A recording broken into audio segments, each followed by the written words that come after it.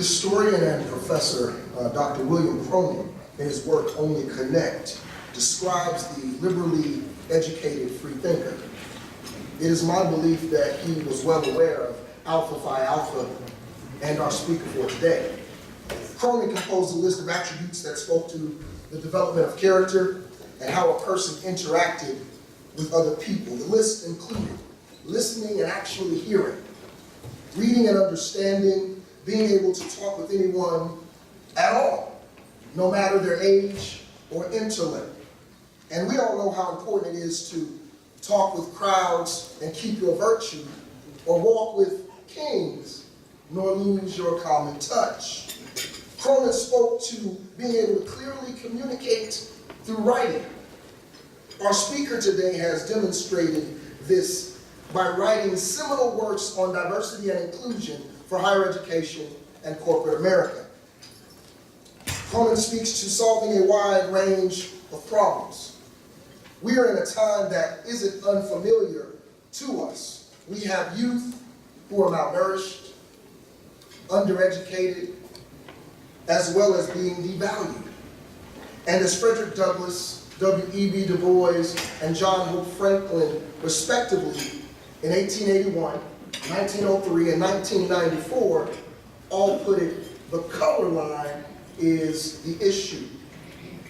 Dr. Damon Williams has made it his life work to eradicate these social ills. Knowing truth is another attribute. Respecting other people's dreams, knowing how to get things done, encouraging those around him, seeing the connections in the world and bringing all these things together in order to make the world a better place. He holds master's and bachelor's degrees from Miami University, a PhD from the University of Michigan in organizational behavior and management. And most recently, he was awarded the Bicentennial Leadership Award. This honor was created to celebrate the 200-year anniversary of the University of Michigan. It was presented to trailblazing alumni that exemplify the best of the academic and leadership values of the institution. But important to note, of 200,000 living alumni at the University of Michigan, only 20 awards were given. And our speaker today was one of those individuals. He has been a collegiate administrator. He led a $250 million social impact portfolio for the world's largest youth development company, the Boys and Girls Club of America, the interest of nearly 4 million diverse youth and teens. Currently, he is on the editorial board of Insight into Diversity and founder of Center for Strategic Diversity Leadership and Social Impact. He is a 1991 initiate of the Delta Upsilon chapter. He is the husband of Keisha and the father of Warner. And I would like to add that back in the day, and we can find out after the event, if he still has it, he was probably one of the best steppers around. So I bring forth to the podium my colleague, my friend, my brother, Dr. Damon Williams.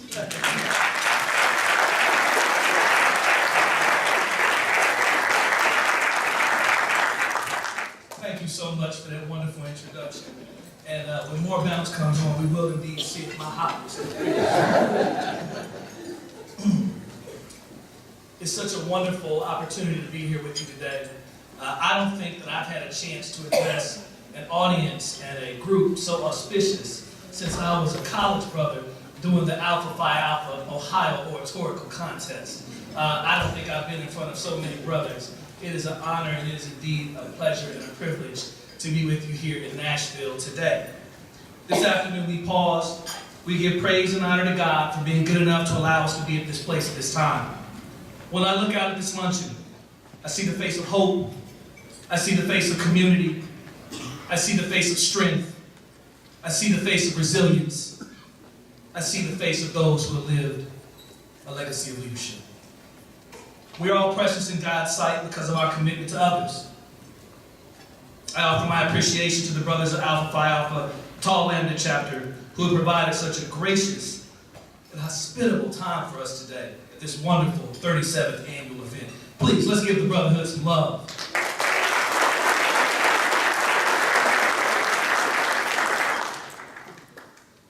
noted by others, I would be remiss, though, if I did not acknowledge some of the luminary families and some of the luminary and iconic leaders in the room, as has been done previously. A special salute to the family of Brother Matt Jolie, who have long kept the flame of his life alive by supporting scholarships for a new generation. The family of Brother Zenick Adams, a 50-year brother, whose family has also decided to commit. The family of Inman Odie, families all who have made the commitment, who understand deeply what it means to live a life of legacy. And a special acknowledgement again to Dr. Brother Calvin O. Atchison, who I stand on his shoulders. In a time in which we lose most of our black men in their early and mid-70s, look at that brother, his flame of alpha still burning so tight. And it's burning so bright, I can feel the heat over here.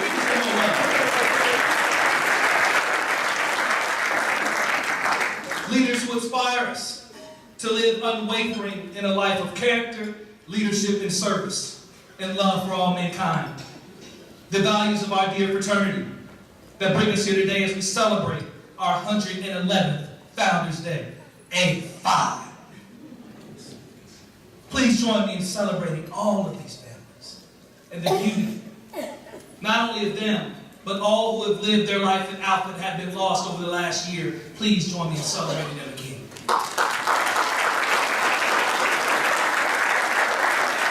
Now, my theme today is living a legacy of leadership.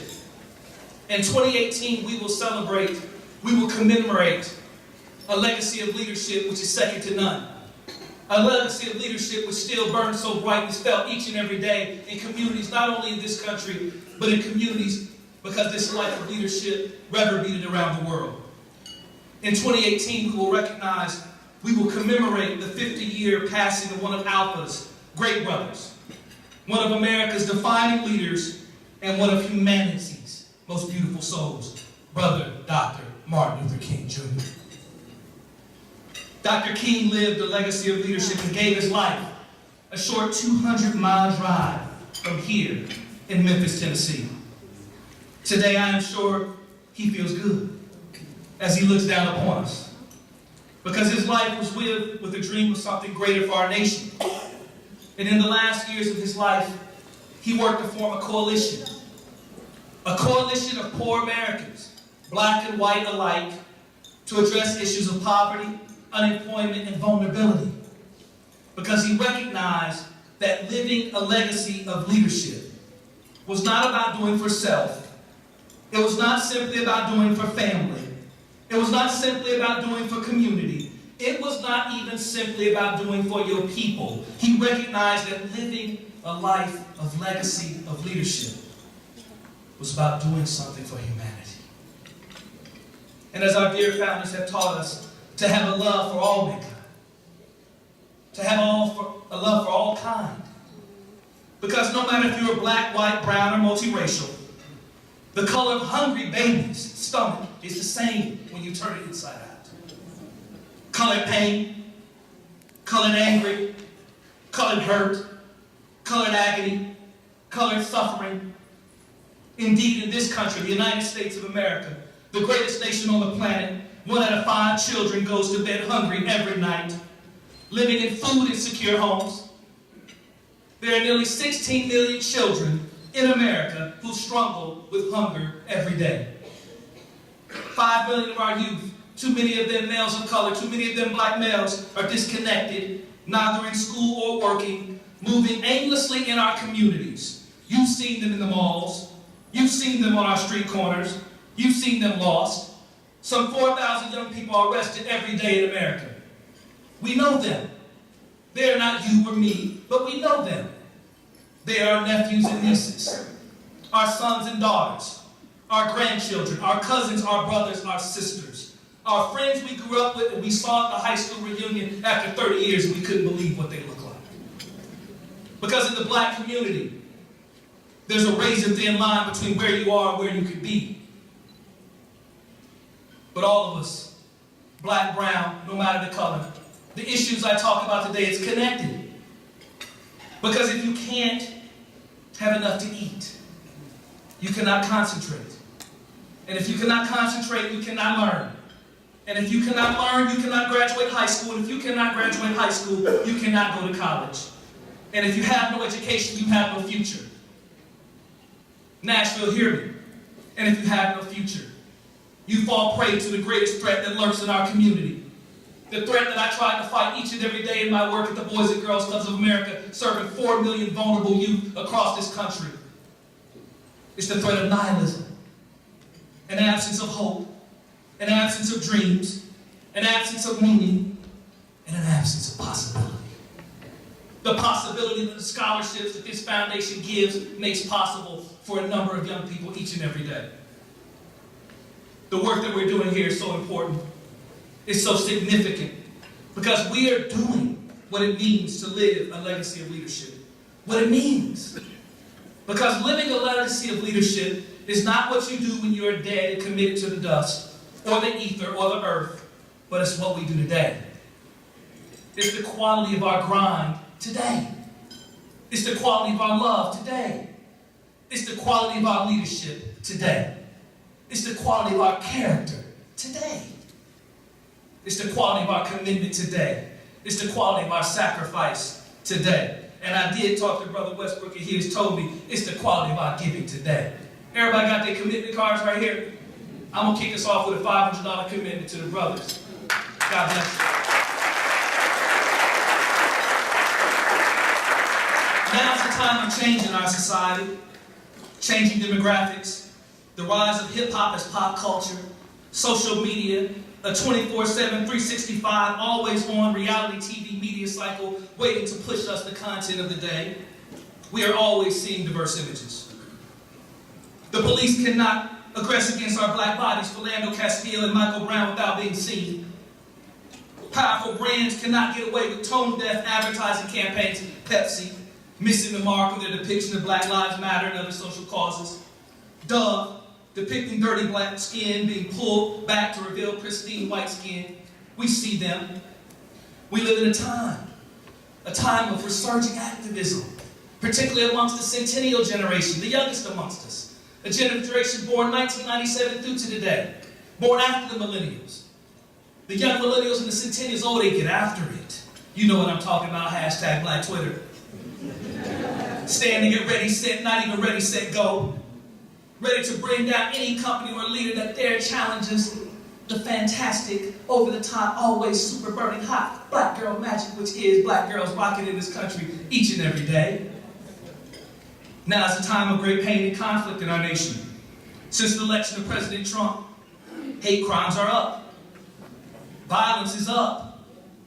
A wave of uncertainty has gripped our country as never before, and it weighs heavily on those of us who skew towards inclusion, who skew towards freedom, who skew towards possibility. Those of us who believe in a government that's a tool of our democracy, a government that works in service of the public, not an instrument of domination or narrow self-interest. Not what we're seeing today in Washington. Not what we're seeing out of our 45th president. Shame on you, President Trump.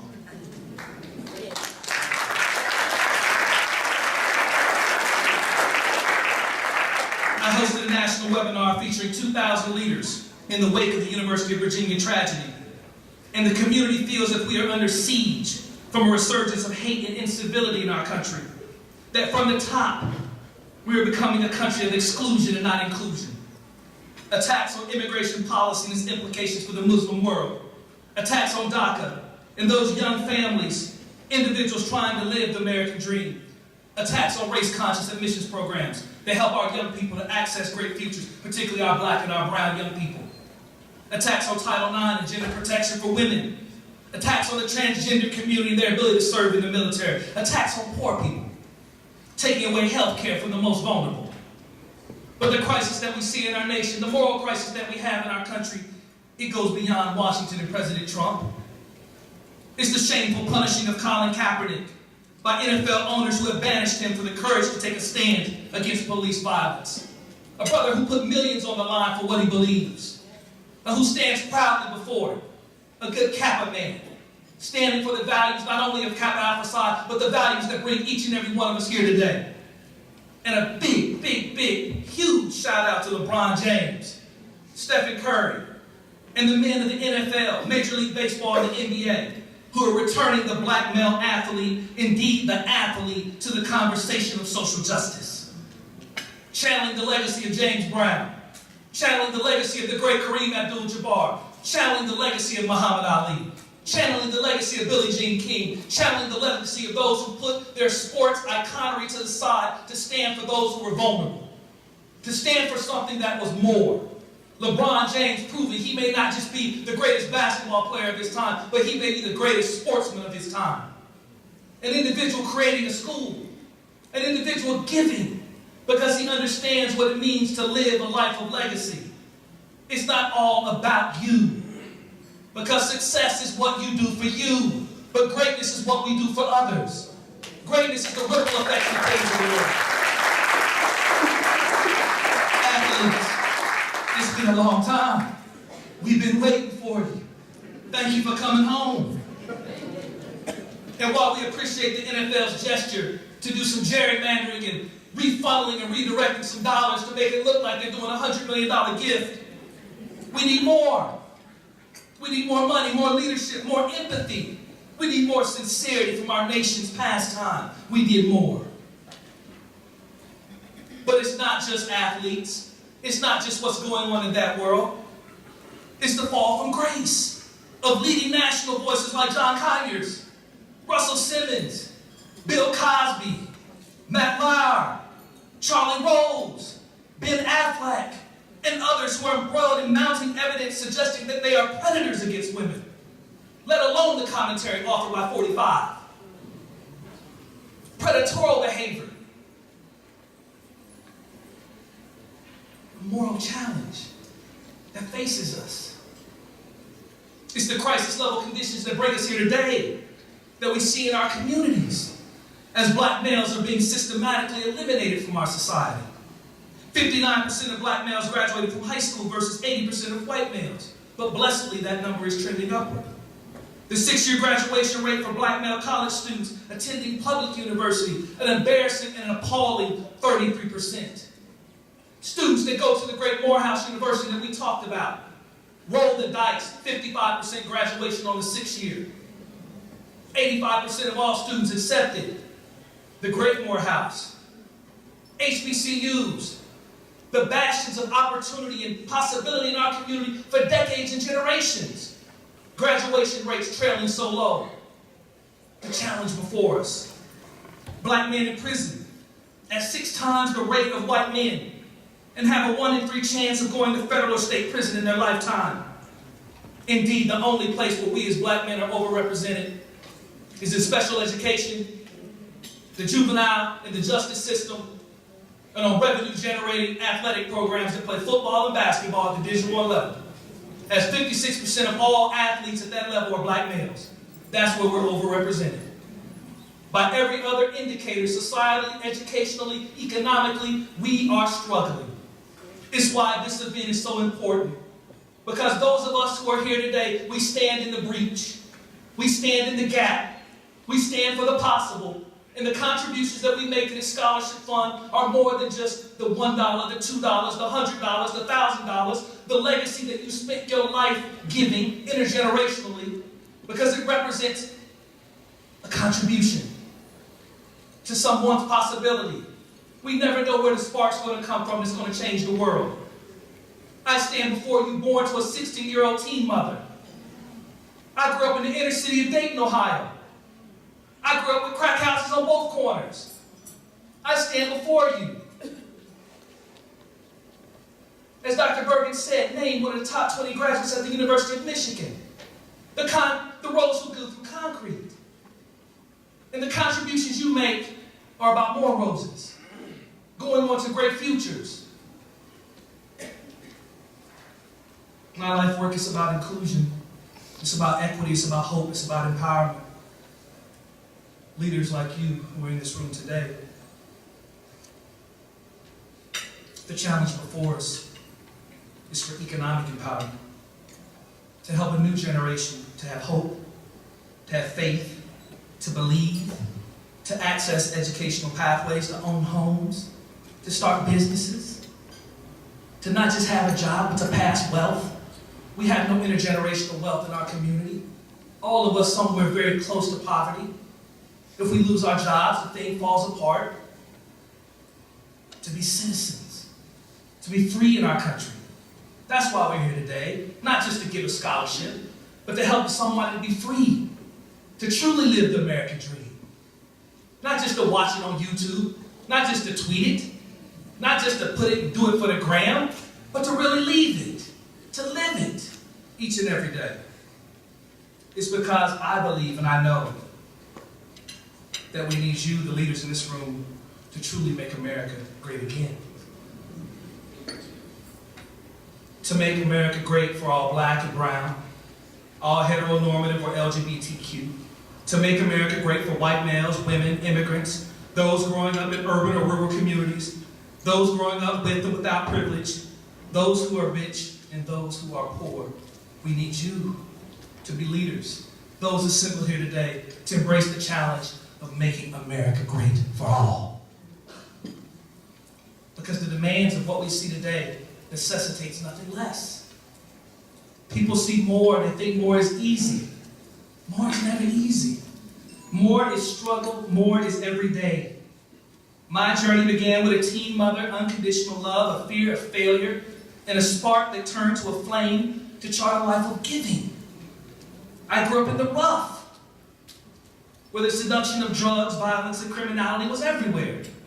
A community where books and classrooms were too often traded for dime bags and street corners. A community where teen pregnancy was as much a rite of passage as high school graduation. But I was lucky. I had parents like you who are in the room today, who sacrificed greatly. They entertained my passions, my love of comic books and sport, and they cultivated them in me, like a flint to a stone, sparking my imagination, making me competitive, giving me discipline, galvanizing me to fight for the privilege of education and my desire for more, not just for myself, but for others. And for 40 years I fought. The black hole that swallowed too many who had far more talent than me, but not had the same opportunity, support, and love as me. And for 40 years I fought the criticism of naysayers. Because when you're a black man thriving, you have naysayers. When you're a black person thriving, you have naysayers. You look up and realize you've done everything right.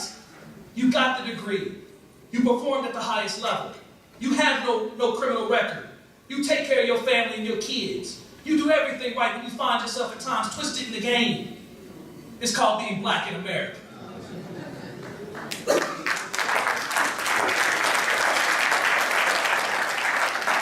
And as I move to close, through my struggle, my journey has taught me some principles that I want to share with you. And it's these principles of more. And one of the things I did a couple years ago is I wrote my leadership manifesto. And it's on my website, drdavidawilliams.com. It's titled very simply More. And I encourage each and every one of you to write down your leadership manifesto. What do you stand for? Where did you come from? What are your leadership values and principles? What do you go back and hold on to in difficult moments and times of inconvenience?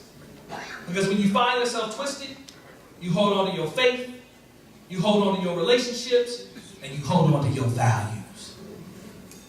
More is defining your North Star vision and living with passion to accomplish your goals, no matter how young you are, no matter how old you are, no matter where you are in your life. 2, more is embracing a dogged commitment to maximizing your potential, particularly young people in the room. You should be focused on maximizing your potential.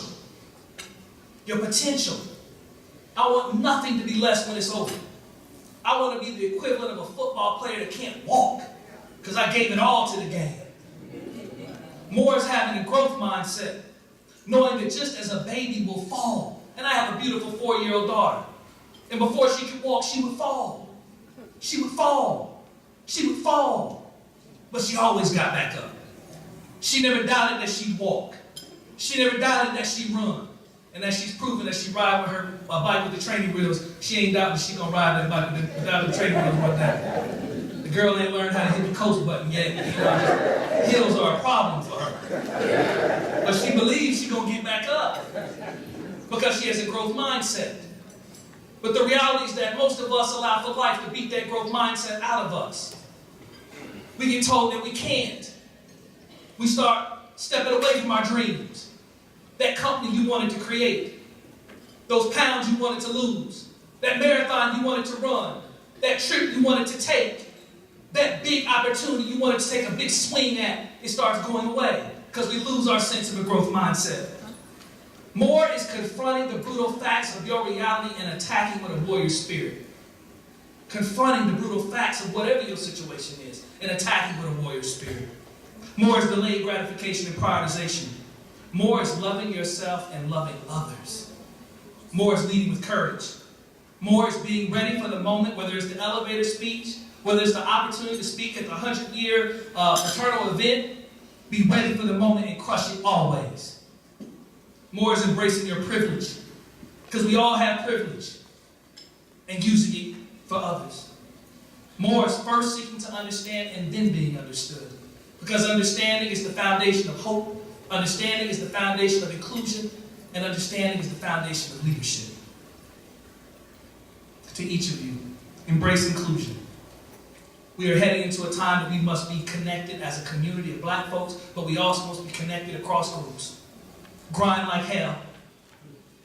Fight hard every day. Believe. Always believe. Whatever you're doing, try to land shots against it every day. Know that love conquers all. And know that I am thankful for the chance to be with you today. God bless each and every one of you. Thank you for allowing me.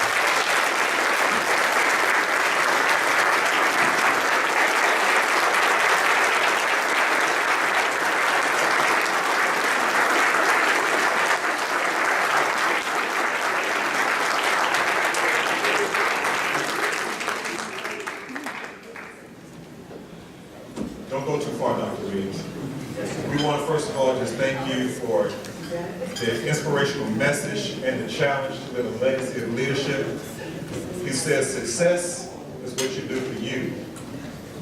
Greatness is what you do for others. I'll remember that phrase. I'll give you the credit for it. We want to thank you with a special token.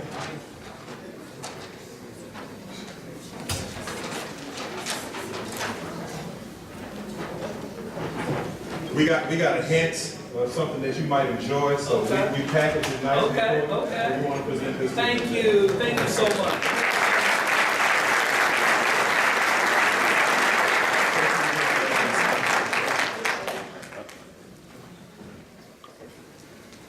Thank you, brothers. Thank you.